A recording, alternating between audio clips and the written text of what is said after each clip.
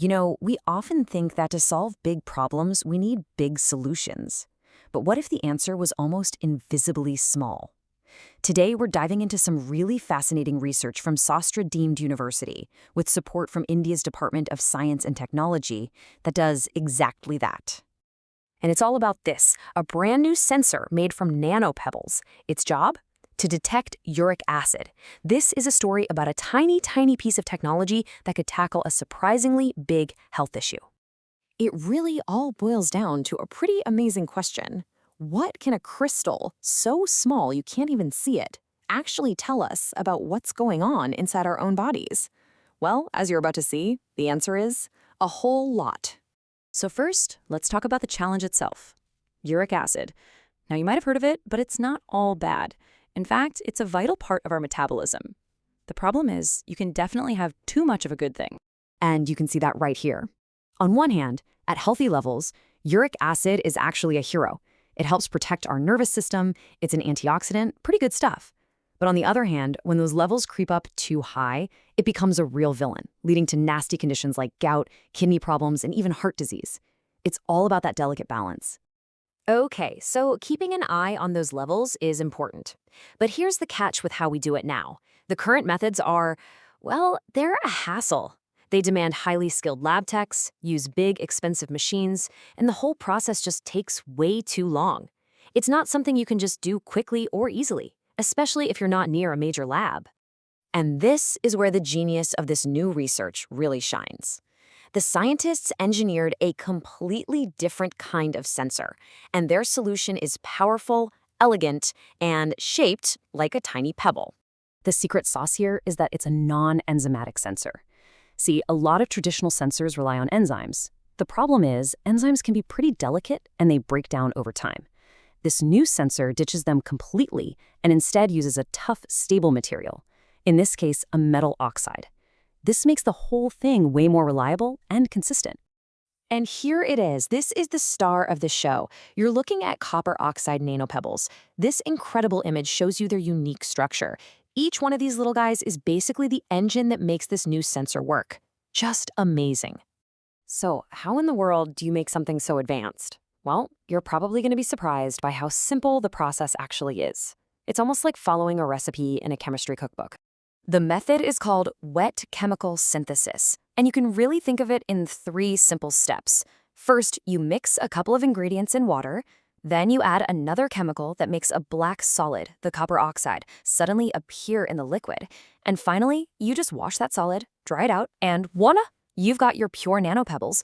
It's surprisingly straightforward. Now, to get this amazing powder to do its job, the researchers mix it with a binder to make a sort of ink. And then they place just a single tiny drop of it onto an electrode. Once that drop dries, believe it or not, the sensor is built and ready for action. All right, so we've got the sensor.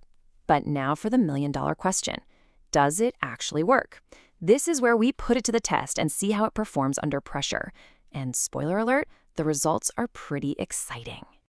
Check out this graph. It's showing us the sensor's electrical signal as they add more and more uric acid. See how that peak just keeps climbing higher and higher with each color? That's a beautiful, clean, direct response.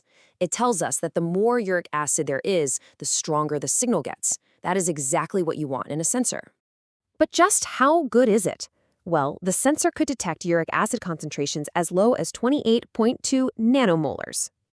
Now, that number is what we call the limit of detection. And to give you some perspective, a nanomolar is 1/1000th of a molar. So we are talking about the ability to find an incredibly tiny trace amount of a substance. This level of sensitivity is a huge, huge deal. So it's sensitive, but how does it stack up against other similar sensors? Well, this table tells the whole story.